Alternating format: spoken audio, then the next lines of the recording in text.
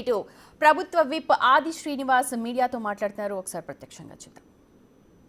Irrigation सिंचाई योजना केसीआर परिवार का एटीएम है। एटीएम ఈ రోజు మోడీ గారు అమిత్ షా గారు ఇద్దరు చూడండి దయచేసి सरकार में कालेश्वरम प्रोजेक्ट जैसे घोटाले किए।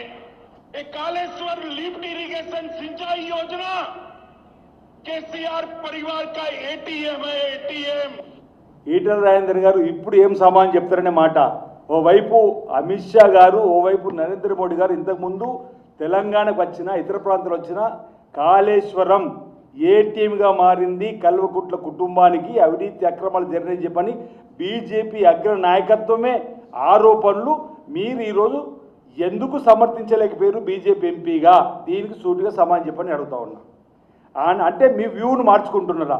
ఇప్పుడు నరేంద్ర మోడీ గారు, అమిత్ షా గారు కూడా రాజేందర్ గారు చెప్పింది కరెక్ట్ అని ఈరోజు ఈ తెలంగాణ సమాజాన్ని చెప్తారా అనేటువంటిది కూడా అడుగుతా ఉన్నా. మరో క్లిప్పింగ్ లో जी का परिवार बहुत बड़ा है, मुझे इसमें कोई आपत्ति नहीं है। बेटा है, बेटे की बहू है, बेटी है, दामाद है, भतीजा है, न जाने कौन कौन है, मगर इसकी कॉस्ट तेलंगाना की जनता क्यों उठाए? एक कालेश्वर लिफ्ट इरिगेशन सिंचाई योजना केसीआर परिवार का एटीएम है। एटीएम ఇది అమిత్ షా గారు రెండో సభలో మాట్లాడినటువంటిది. మరొకటి కూడా అలా ప్రధాన సభ నడ్డా గారు మాట్లాడింది కూడా. करप्शन का सवाल है। मैंने 2 साल पहले भी आकर के कहा था कि this state is proving to be one of the most corrupt states and all under the direction of chief minister. मैंने पहले भी कालेश्वरम के बारे में बातचीत की थी। Kaleshwaram has become an ATM for KCR. हमारे हिंदी में कहते हैं कि ये दूध देने वाली गाय हो गई है। The original project was of 36,000 crores. Now the project is 1,20,000 crores. And the water has reached only his farmhouse and to none others. This is the situation. If I talk about Palamuru Rangareddy, inauguration हो गया, पैसे लग गए, एक drop water नहीं पहुंचा है। This is the situation. Mission Bhagirathi पैसा लग चुका है, एक ड्रॉप वाटर नहीं पहुंचा है। This is the state of corruption, of height of corruption of KCR government, which we have to understand. मैं बहुत से उदाहरण दे सकता हूं, but this is the most corrupt state and he is one of the most corrupt administrator, chief minister who is working. That is what I would like to say. BJP పూర్వ అధ్యక్షుడు నడ్డా గారు కూడా కాళేశ్వరం 36,000 కోట్ల నుంచి 1,00,000 రూపాయల కోట్లకు మార్చుకొని ఏటీఎంగా మార్చుకున్నారు. మోస్ట్ కరప్షన్ స్టేట్ ఇన్ తెలంగాణని నడ్డా గారు అన్నదానికి ఈరోజు రాజేందర్ గారు నిన్నటి మాట్లాడిన దానికి తేడాను దయచేసి తెలంగాణ ప్రజలు గమనించాలని కోరుతా ఉన్నా.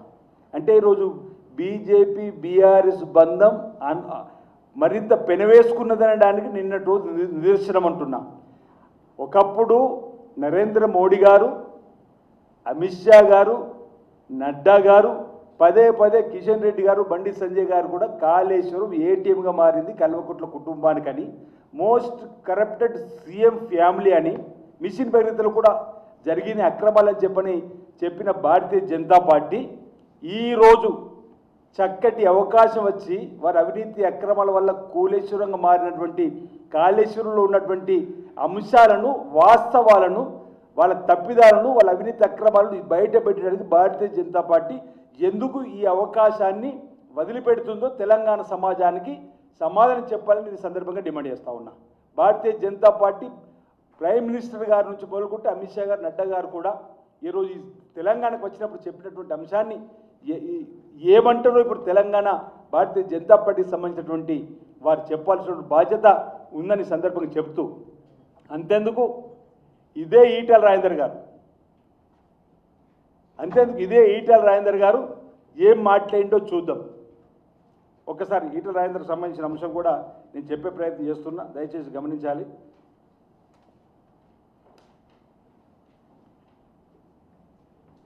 నడ్డా గారు ఇంకో मैं भी उसको चर्चा में हमेशा लाता हूं और वो चर्चा इस बात की होती है कि हमने विकास के दृष्टि से यहां पर हर तरीके से स्कीम्स को आगे बढ़ाने का काम किया था। यहां पर जो कालेश्वरम प्रोजेक्ट है, यह प्रोजेक्ट अपने आप में एक भ्रष्टाचार का पर्यायवाची बन गया। जहां उसमें 40,000 करोड़ रुपए खर्च होने थे, आज 1,40,000 करोड़ रुपए खर्च होने की बात हो रही है।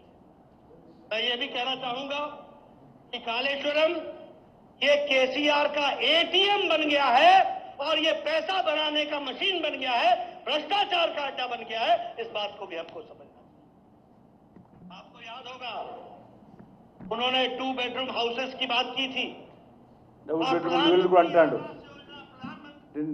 నేను ఎందుకు చెప్పదలుచుకున్నా అంటే ఇంత క్లియర్గా బీజేపీ అగ్ర నాయకత్వం కేసీఆర్ కల్వకుట్ల ఫ్యామిలీ అవినీతి అక్రమాలని భ్రష్టాచారం చెప్పి ఇంత ఇంత ఇంత పెద్ద పెద్ద మాటలు మాట్లాడు ఎందుకు మీరు యూటర్న్ తీసుకుంటున్నారు, బీఆర్ఎస్ ఎందుకు కాపాడే ప్రయత్నం చేస్తున్నారు, బీఆర్ఎస్ కవిత గారు అన్నట్టుగా బీఆర్ఎస్ బీజేపీలో విలీనం చేసుకోవడానికి ఆ పార్టీని కాపాడుతున్నారా, తెలంగాణ సమాజానికి ఈరోజు బండి సంజయ్ గారు కిషన్ రెడ్డికి సమాధానం చెప్పాలని.